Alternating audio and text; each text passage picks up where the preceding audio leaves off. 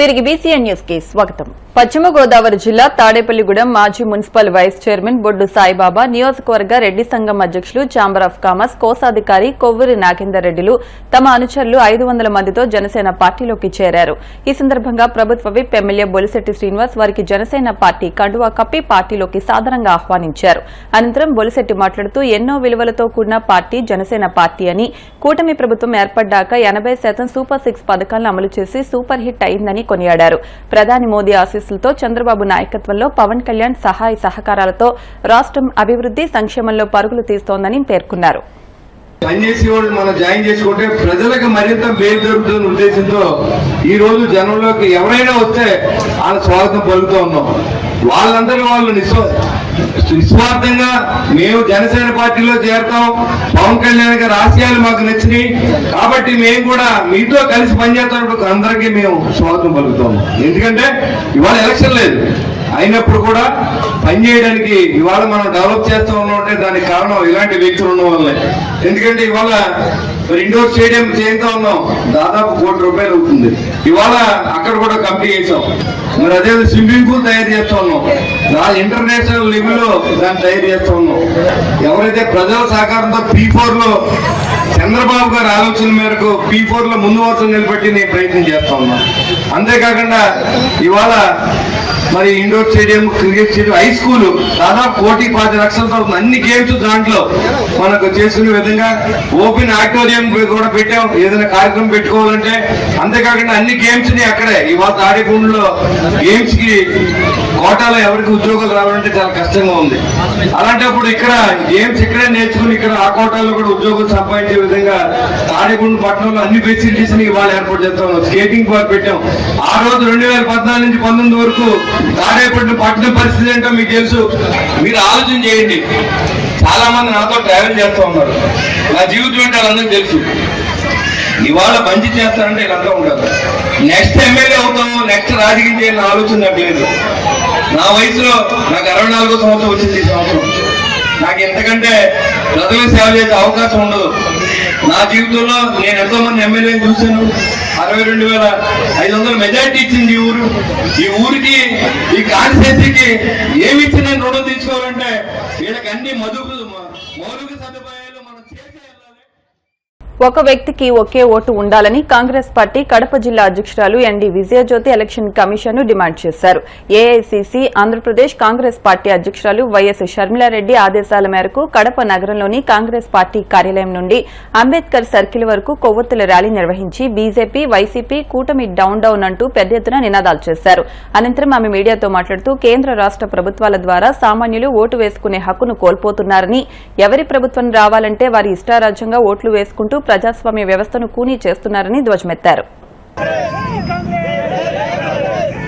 ప్రజాస్వామ్యాన్ని కూనీ చేస్తున్న ప్రస్తుతం ఉన్నటువంటి బీజేపీ ప్రభుత్వానికి వ్యతిరేకంగా ఈరోజు మేము కొవ్వొత్తులతో ర్యాలీ నిర్వహించి మేము వ్యతిరేకత వెల్లడిస్తూ ఉన్నాం.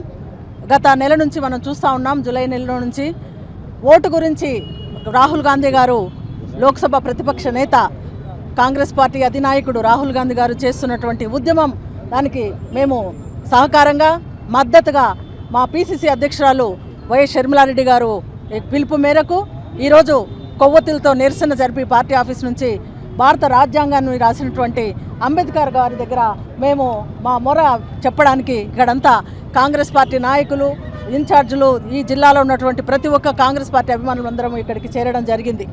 మనమందరం సోదరులారా, మనమంతా చూస్తూ ఉన్నాం, ప్రజల చేత ప్రజల కొరకు ప్రజాపాలనటువంటి మన భారతదేశము ఇప్పుడు ఏ రకంగా పరిస్థితిలో ఉంది. గత 3 పర్యాలుగా 15 సంవత్సరాలుగా అధికారంలో ఉన్నటువంటి బీజేపీ ప్రభుత్వం ప్రజలకు ఓటు హక్కు కూడా లేకుండా కాలర్ తొక్కి మనల్ని ఎంత హింస పెడతా ఉన్నారో చూస్తూ ఉన్నాం. ఈరోజు మన లోక్సభ ప్రతిపక్ష నేత రాహుల్ గాంధీ గారు, వారి పితరులు, వాళ్ళ తాతగారు కావచ్చు, వారి నానమ్మ కావచ్చు, వాళ్ళ తండ్రి గారు కావచ్చు, ప్రతి ఒక్కరూ మన దేశం కోసము ప్రాణాలు వద్ది ప్రజాస్వామ్యం కోసం పాటుపడి స్వాతంత్రం కోసం కాంగ్రెస్ పార్టీ ద్వారా ఎంతో సేవ చేసి ప్రజలకు ఓటు హక్కు కల్పించి దేశంలో ప్రజలు తన ఇష్ట ప్రకారము ప్రజల నాయకులను ఎన్నుకోవాలనే హక్కును కూడా కాలరాస్తూ ఇప్పుడున్న బీజేపీ ప్రభుత్వం ఏ రకంగా చేస్తూ ఉంది మనం చూస్తూ ఉన్నాం. కాబట్టి ప్రతి ఒక్కరూ మేల్కోవాల్సిన సమయం ఏర్పాటైంది. రాహుల్ గాంధీ గారు ఇప్పుడు జరగబోయే బీహార్ ఎలక్షన్లలో ఏ రకంగా అరాచకం జరిగిందని ఎలక్షన్ కమిషన్ పని అడగడం జరుగుతూ ఉంది. అవును, అసలు చనిపోయిన వాళ్ళు ఓట్లు వస్తున్నాయి, బ్రతికున్న వాళ్ళు చనిపోతూ ఉన్నారు. ఒక్కొక్కరు 10-20 ఓట్లు వేస్తూ ఉన్నారు. అసలు ఇది ప్రజాస్వామ్యమా? ఒక వ్యక్తికి ఒక ఓటు. వారి మనోభిష్టం మేరకు ఎవరైతే సమర్థులైన ఉన్నారో వారికి ఓటు వేసి గెలిపించుకోవాల్సిన బాధ్యత ప్రజాస్వామ్య వ్యవస్థలో మన భారతదేశంలో ఉంది.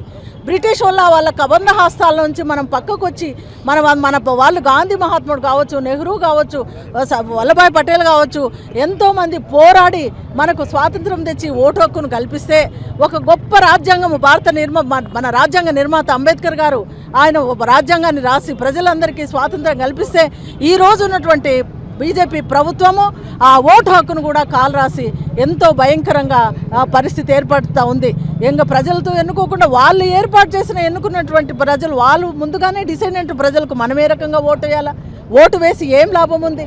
ప్రజల చేత ఏ రకంగా పరిపాలన జరుగుతుంది? కాబట్టి దానికోసం పోరాడుతున్నటువంటి రాహుల్ గాంధీ గారికి మద్దతుగా దేశ ప్రజలందరూ రావాలని నేను సోషల్ మీడియాలో తన పేరుతో వైరల్ అవుతున్న వివాదాస్పద ఆడియో క్లిప్పై Anantapur urban TDP MLA Daggubati Venkateswara Prasad స్పందించారు. జూనియర్ ఎన్టీఆర్ ను దూషిస్తున్నట్లుగా ఉన్న ఆ ఆడియోతో తనకు ఎలాంటి సంబంధం లేదని ఆయన తేల్చి చెప్పారు. అది తన గొంతు కాదని, స్థానిక రాజకీయాల్లో తనపై గిట్టని వారే ఇలాంటి దుష్ప్రచారానికి పాల్పడ్డారని ఆయన ఆరోపించారు. ఈ ఆడియో వల్ల జూనియర్ ఎన్టీఆర్ అభిమానుల మనోభావాలు దెబ్బతిని ఉంటే తన తరపున మనస్ఫూర్తిగా క్షమాపణలు కోరుతున్నానని తెలిపారు. ఈ వివాదాన్ని ఇంతటితో ముగించాలని ఆయన కోరారు. దగ్గుపాటి ప్రసాద్, నేను అనంతపురం అర్బన్ నియోజకవర్గానికి సంబంధించిన ఎమ్మెల్యేని. జూనియర్ ఎన్టీఆర్ని దుర్భాషలాడుతూ నేను తిట్టానని చెప్పేసి మీడియా మిత్రుడు నాకు వీడియో పెట్టడం జరిగింది.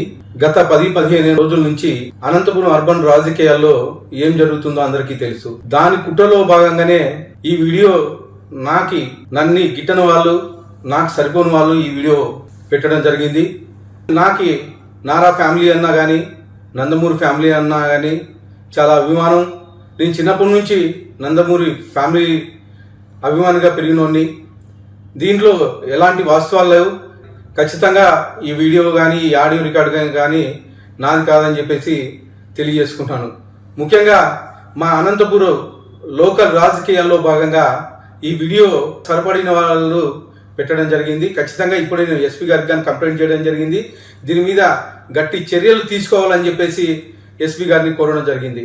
సదా ఎవరైనా ఎన్టీఆర్ అభిమానులు బాధపడి ఉంటే వాళ్ళని నా తరపున నేను క్షమాపణలు అడుగుతున్నాను. దేనికంటే ఈ వీడియో నాకు సంబంధించి కాదు, నా పేరు ప్రస్తావించారు కాబట్టి నేను ఈ క్షమాపణగా కోరడం జరుగుతుందని చెప్పేసి తెలియజేసుకుంటాను. ముగ్గురు దోస్తుల మాస్టర్ ప్లాన్ ఫెయిల్ అయింది. ఈజీ మనీకి అలవాటు పడి బ్యాంకులు, ఏటీఎంలను లక్ష్యంగా చేసుకుని ముగ్గురు ఆప్తమిత్రులు చోరీలు చేశారు.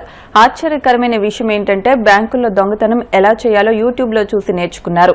నిందితులు ముగ్గురు కూడా 28 ఏళ్ల లోపు యువకులే. తెలంగాణ రాష్ట్రం సంగారెడ్డి జిల్లా గుమ్మిడిదలలో హెచ్డీఎఫ్సీ ఏటీఎం, వెల్దుర్తిలో సెంట్రల్ బ్యాంక్, మెదక్లో ఎస్బీఐ ఏటీఎంలో చోరీకి యత్నించారు. ఏటీఎం మిషన్లను ఎత్తుకెళ్లేందుకు ఒక ట్రాక్టర్ను కూడా ఏర్పాటు చేసుకున్నారు కేటుగాళ్లు. కొన్నిసార్లు వైన్ షాపుల్లో మద్యం బాటిళ్లు సైతం చోరీ చేసి అమ్ముకున్నట్లు పోలీసులు గుర్తించారు. ఈ నిందితులు మెదక్ జిల్లా మానేపల్లి గ్రామానికి చెందిన శ్రీకాంత్, లింగం, ప్రసాదులుగా పోలీసులు గుర్తించి అరెస్ట్ చేశారు. సో ఇలా ట్రాక్టర్ ఓనర్ వచ్చేసి శ్రీకాంత్ A1 మెయిన్ ఇతను. ఇద్దరితో గ్యాంగ్ చేసి ఇచ్చుకోవచ్చిన శ్రీకాంత్, లింగం అండ్ ప్రసాద్ అందరూ same Manepalli village of Eldurthi మండలం వాళ్ళు. సో ఈ రోజు మనం రిమాండ్ చేస్తున్నాం. ఎందుకంటే బ్యాంక్ అనేది ఇంపార్టెంట్ కాబట్టి చాలా మంది భయపడుతుంటారు. కస్టమర్స్ ఉంటారు, వాళ్ళకు లాకర్స్ ఉంటాయి, ఇవన్నీ ఉంటాయి కదా. సో క్యాష్ చేసుకుంటారు. సో ఒకసారి బ్యాంకు దొంగతనం ఏంటంటే చాలా మంది ఇబ్బంది పడుతుంది. సో అందువల్ల మేము వాళ్ళ సీరియస్ తీసుకొని దాన్ని చాలా సీరియస్ తీసుకొని టీమ్స్ చేసి చేయడం జరిగింది. సో ఇందులో మంచిగా వర్క్ చేసిన ఆర్ఎస్పీ, అలా డిఎస్పీ, ఇన్స్పెక్టర్, అలాగే మన కానిస్టేబుల్స్ కూడా చాలా కష్టపడి గత 10 రోజుల నుంచి కష్టపడుతున్నారు. సో వాళ్ళ కృషి వల్లనే మనం ఈరోజు పట్టుకోవడం జరిగింది. సో వాళ్ళందరూ కూడా ఈరోజు అభినందించి వాళ్ళకి రివార్డు అందజేయడం జరుగుతుంది. వార్తలు ముగించే ముందు ముఖ్యాంశాలు మరొకసారి.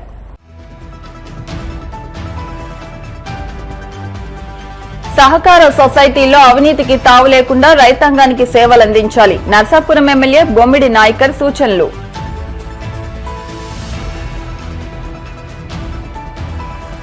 వాడపల్లి వెంకన్న ఆలయంలో ప్రత్యేక పూజలు. మంగళ వాయిద్యాల నడుమ శ్రీ స్వామి అమ్మవార్లకు మేలుకొలుపు సేవ, ఐశ్వర్య లక్ష్మీ హోమం.